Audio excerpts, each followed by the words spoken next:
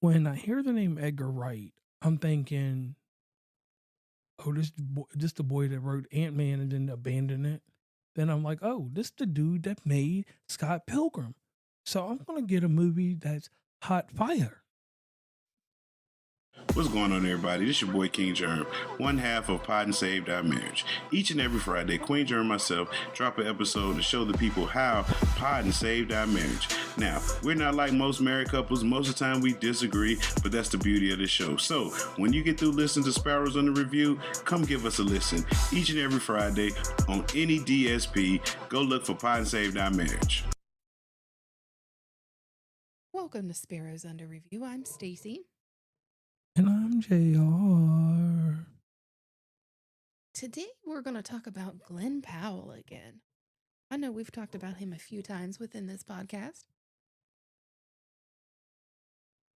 Now, this movie is the second adaptation of the 1982 novel by Stephen King, The Running Man.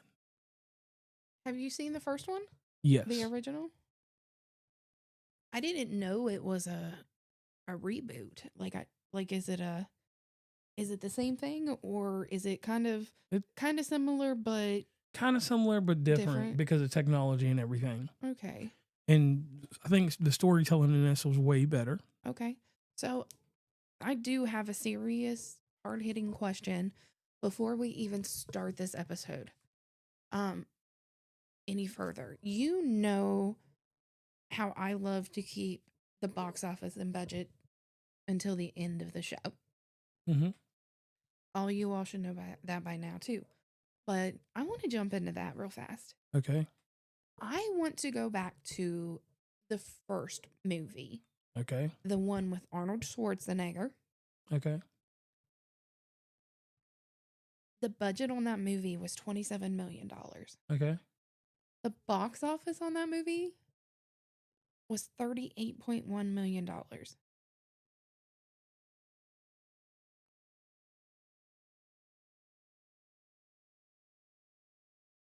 Has that sunk into you yet? This movie's a cult classic. Okay. So that was kind of my thing. So obviously it didn't do great in theaters. Right. They made a profit, but do you know what in this first movie drew people in so much they would want to do another one? It's a Stephen King novel. Okay, is that basically why? Yeah. And Stephen King stuff commands a lot because if you go to the box office for the new one. Okay. Budget, $110 million. Box office, 69. Paramount likes to put money into movies that are going to tank. Right. But this movie, and I'm telling you this because I've watched the strategy of these people over at Paramount. This movie will live on in streaming infamy. Right. I understand that. I don't know all the money-making things behind all this, but me as a person that is investing money like this right now, if these were the numbers I'm looking at, I'm not going to make a new movie on this. Right. It took a lot of persuading. Okay. Now, what I will say about this movie has Josh Brolin in it, William H. Macy, Glen Powell, Michael Cera. And Michael Cera is the one that in this one, he was the true star to me in this until his untimely death. But Michael Cera went hard in this movie. And my thing with Glen Powell, and I'm going to say this, and this is no disrespect to him, I know he's our hot action, and when I say hot, I'm talking about like he's the latest great thing. He's on fire right now. He's on fire right now. He is the actor to put in any movie. This movie did not need to be made. Right. This movie, I'm going to tell you what. Spencer's British? Spencer? Yeah. Denzel Ezra, he played Spencer James on All American. Oh, yeah. I didn't know. I remembered seeing him in there. Yeah, he was in that joint. Yeah. He was on fire in that movie. Yep. Now, that's what the thing is. This movie was great with the supporting cast. Yeah. The supporting cast made this movie, but this was not Glen Powell's definite movie. So I'm going to tell y'all what happened to me here, and this is an honest mistake. Huh? I had the Running Man and the Roof Man mixed up. And I seen both posters and I didn't even look at the bottom, and I was like, oh, that's that Roof Man. I want to go see that. I actually wanted to go to the theater to see this, even though I can say that the Roof Man, and there's pictures of me with the Roof Man taken beside of it. I knew about the Roof Man, and then these two movies came out very close. Roof Man, we've actually covered it, and it's already been on the show. These movies came out fairly close. The thing about this one was released in November, and it was available. Hell, we watched it the 1st of December. Yeah. This was one movie that I knew that Paramount, I mean, I know now, not new, that Paramount had this set up to be a movie for the holidays. Okay, yeah. It's on streaming services now, Paramount Plus. I mean, everybody has to put a movie out there that's not going to do as well as the others. And I feel like this was a good one to put out there because, like you said, it's one that they've done before, but they've changed it up to make more sense in today's age. And everybody loves watching the remakes of the Stephen King movies when they're on TV. Right. I feel like this could be a TNT movie. Right. And it's a movie down the road. Yeah, and it will last. So my problems with this movie, and this is something I normally don't do, but I want to do this year. The storytelling in this was horrible. Yeah. It did not make me want to come back to it. It actually made me skip releasing an episode because I could have done it right, or we could have done it right then and there when this came out after we watched it. This is a movie we sat on for 3 weeks. Right. See, I feel like this is a common thing with Stephen King's books. He doesn't give a direct answer at the end, right? Right. Okay. Or no, that's M. Night Shyamalan. Yeah, M. Night Shyamalan. Is Stephen King like that, or does it sum up at the end? It is summed up at the end. Okay. I was getting those two confused because I feel like it didn't end.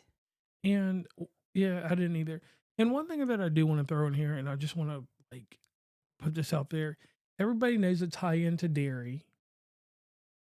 And we know what goes on with It and It being his biggest franchise. And everything, when you do the map for Stephen King movies and books, it's a crazy thing. You should look it up on the internet. So I'll give it there to Stephen King there. But this is one of those movies that is controlled by the machine. This was made because the machine was like, hey, we can put this out there. We're going to make our money somewhere. Yeah. So. Okay, maybe I missed something because here's the end of it basically right here on Wikipedia. Maybe we just missed the last part of it. Okay, or, you know. Yeah. Because I don't want to read this to you and ruin it. But so just pay attention. Yeah. So with this, I enjoyed it. Right. With this one, this was going to be a movie that, like, had you been sitting on a break, like when you have spring break, which there'll be more movies by then out, this is a movie that you would catch because everybody's sitting around. This would have been something I would have played during the holiday with everybody sitting around. I'm like, yo, just stay running, man. But here's one thing that I can say about this movie. And I knew that this movie did not sit well because Stacey's dad, we tried to get him to watch it, and he did not watch it. He refused it. Yeah, well, he's been busy lately. Building my sister's house and everything. Hey, he stayed late up to watch Predator. That's different. He's an Aliens and Predators movie. Right. Well, we know that. But I mean, this movie, like I said, it did not have good character development. It had a lot of things that were missing. Well, I mean, I think that was kind of the point. Because you don't get a lot of character development. You don't need a lot of character development in this because you have enough to know that he's in the low class of society, barely making money. He brings his daughter to work with him and essentially gets told to get fucked. And, you know, they just have this ad running on TV and he just goes for it because he's got to support his family, take care of his kid that's sick. Yeah. So that's enough backstory. And I mean, to me, I feel like there is plenty opportunity to open up a new movie or a book to follow up with this in the beginning to find out how the Running Man started.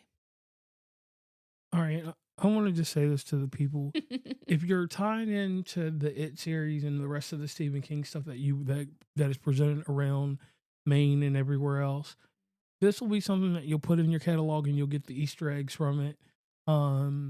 But if you have to watch anything by Stephen King or anything related, just go over to HBO Max. Mm-hmm. There's a show that's quality that I will say, without a doubt, is probably one of the best things that has happened this year. Okay. Welcome to Derry. I did enjoy that. Yeah, and I mean the tie-in is in this movie. Let's time out real fast. Let's talk about this critical response here. Okay. And then we'll jump into a little bit of Welcome to Derry. Okay? Is that okay?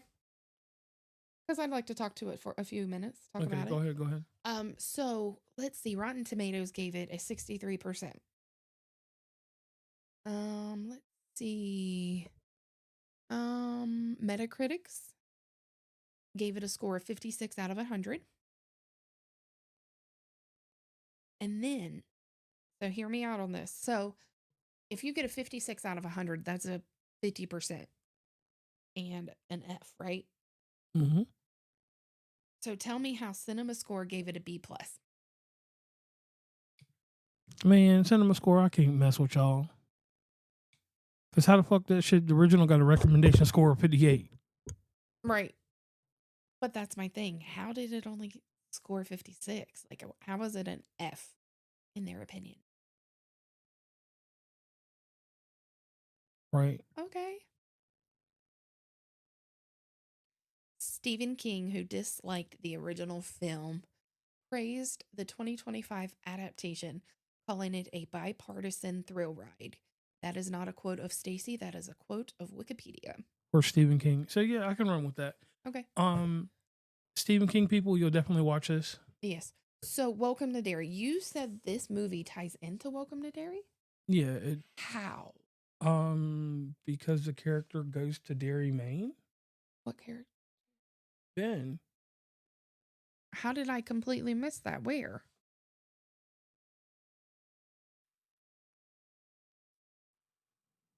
Sorry, everybody.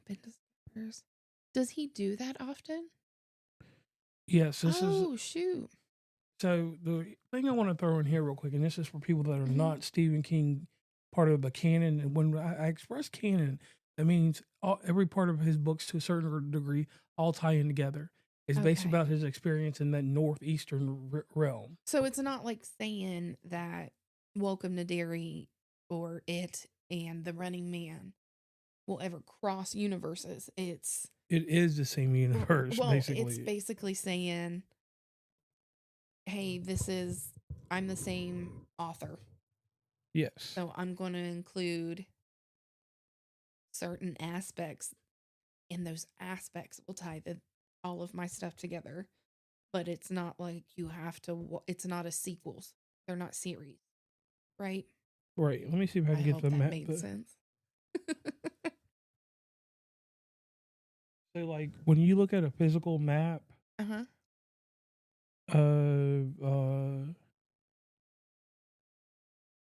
like of his movies, like it tells you about how Salem's Lot, Cujo, the Shawshank Redemption, Dark Tower, how everything ties in together. Pet Cemetery, and Running Man. Where was Running Man? I don't see it on this one. The Institute, Dark Tower. I've already repeated that. We love Derry. Look, you can see Derry right there. Okay. It covers a lot of stuff, but it's a map of Maine, and it tells a lot of the Stephen King story. Okay. And this movie will show up on there. It has a piece, and like I said, the North Atlantic. His movies have tie-ins there. Nothing goes further than Pennsylvania, I think. Okay. But that's another story for another day. But anyway, so Welcome to Derry. I don't know if we've talked about it in any of the episodes, but I highly recommend it. I liked it. I enjoyed it.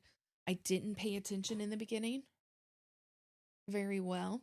And it was more of a, oh, he's got this plan. Let me just sit here. Let me play on my phone, do whatever I'm doing type of thing while you watched it. And then I started getting into it. And I like the one thing that I liked about it, it welcome to Derry for all of you people that have to want us to be correct about everything. Was this one thing. The two movies that coincide with it, minus a little bit from the original, like this was great storytelling. It gave me the backlog, the character development that I want from something. Yes. 100%. If I put my character development stamp on there, it worked out for giving me who the clown entity monster is. And our son, he even tied in some stuff to us that he told us. Right. He explained to you that it was an entity. Yeah. And you kind of learn that in this series. Right.